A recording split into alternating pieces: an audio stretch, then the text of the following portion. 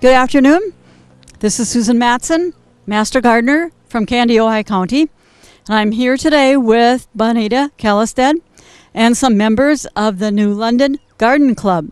We're standing behind a couple of garden plots that are at Home Park in New London.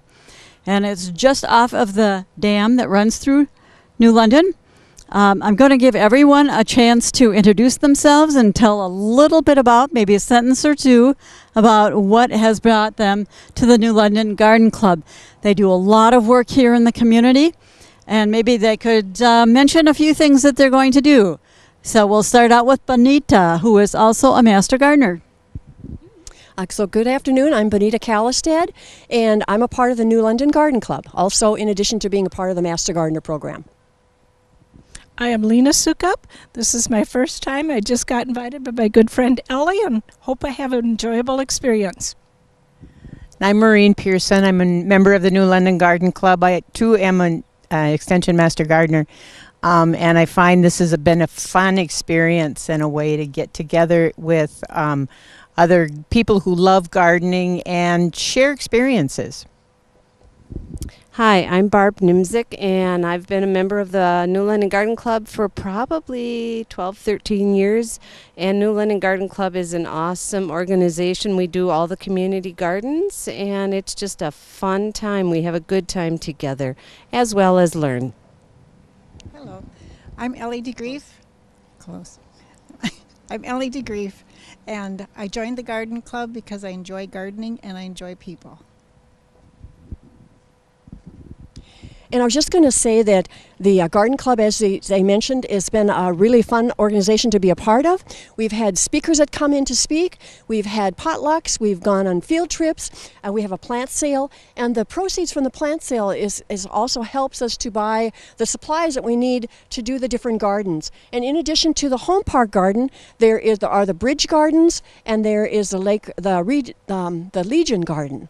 And so this group, we have been here a couple of times to start getting our process ready. So why don't I hand it back over to Maureen or Barb to just say what we've done at one of our earlier meetings here.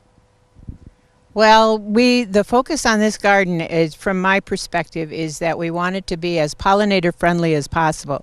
So we're trying to incorporate incorporate some perennials in here that will attract pollinators, but also some of the perennials or some of the annual plants, the zinnias, and some of the plants that we are choosing. We choose because of their desirability for bees and butterflies. I just want to share that today I saw my first monarch of the season in my yard, and that's May 30th. I am just so excited. There was also a yellow swallowtail. So I am devoted to promoting that for gardening. Oh, that's good. Barb, do you want to say anything about our planning process in terms of what we've had and what we're putting in now this year? Sure. When we took over this garden a few years ago, it was pure shrubs and they were overgrown, and so we spent a couple of years rejuvenating and taking out and adding compost and topsoil. This year what we did after we cleaned up is we took out and divided a lot of perennials, because perennials, we love them, but they get overgrown, they get big, they need to be divided. So what we divided up will be going into the plant sale on Saturday. And so after the dividing of the plants, we've just amended the soil, and we're here today with some perennials, some annuals, some bulbs, and everything is pollinator friendly, and we will get them going, and hopefully by the 4th of July we will have lots of beneficial insects here. Okay, would you like to plant a plant or two for the camera? And I was just going to say, we're also fortunate that the city has been cooperative. We have a key for the pump for the watering, and also the city comes around and waters. The city came and put some fresh soil around the plants to help them get a healthy start this year. And as Barb said, we moved some of the plants. Here's a row of irises here. And now they've talked about putting in some of the zinnias. I see some zinnias up there.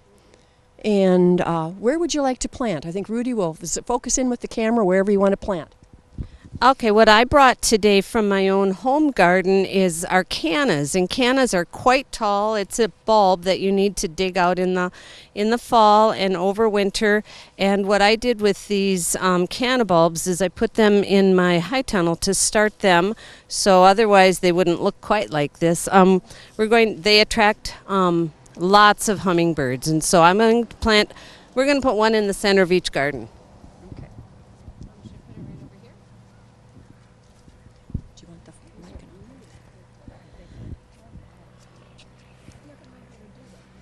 Okay, Bonita and Barb are going to be doing the planting, but One of our former garden club members was rejuvenating her garden and donated sedum, so we actually have some tall sedum as a perennial to add as well. so who is that, Becky?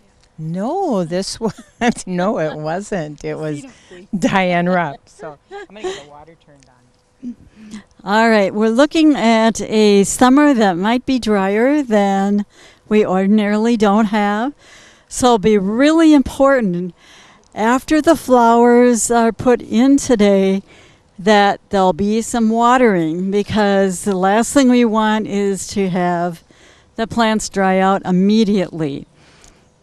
And so it looks like the soil is really a nice mix of leaves and compost as well as fresh topsoil.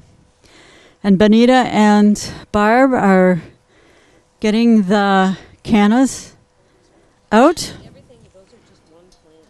Oh my gosh.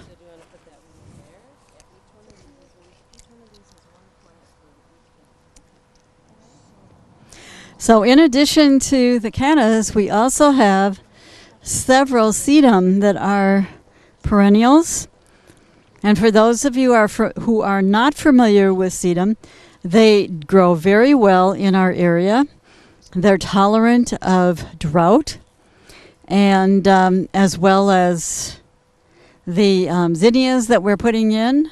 As Bonita mentioned, all of these are pollinator friendly. That's one of our focuses as Master Gardeners this year, is to look for plants and flowers that will attract bees and butterflies.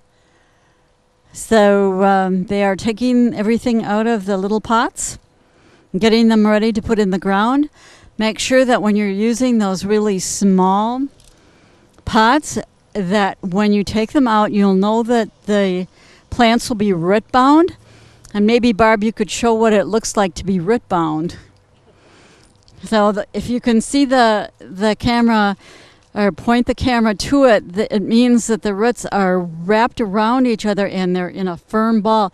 And that has to be broken up. It doesn't hurt the plant to do that, but it'll allow the roots to spread when it gets into the garden.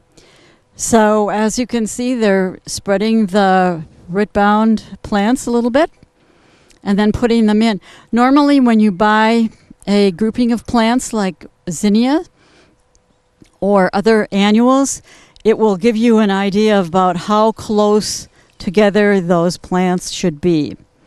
So you want to have them so they will look full, and when they are grown, they will move together and produce a thick-looking garden. But you also want them to be completely separated so they're not going to be overcrowded. So they are dividing them and then breaking them up a little bit, the roots.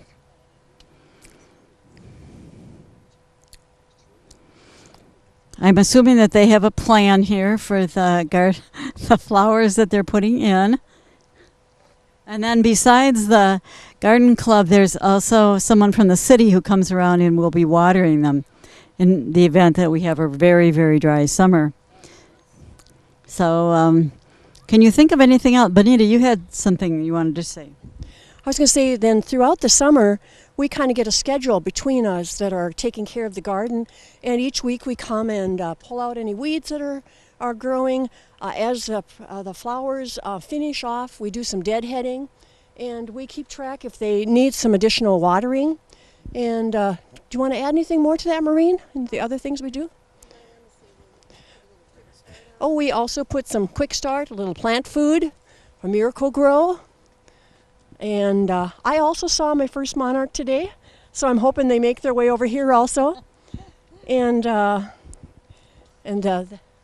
Part of our pollinator garden is that we do leave milkweed if we can find it. So you'll see milkweed growing right here in our garden. I was just looking at that too, and I was thinking, are those milkweed plants? They do attract monarch butterflies. And the other thing I know is when you do plant annuals, it's always a good idea to do a little deadheading first. So give them a little bit of a spurt of growth. So to take the blossoms off, and this is just my opinion, but anyway, I tell people that it's a good idea to take the blossoms off so that the plant has a chance to put all of its energy into the green part. So I think that we'll probably, unless you have some other information for people, all right. I'd like to have our other group come over here for the closing.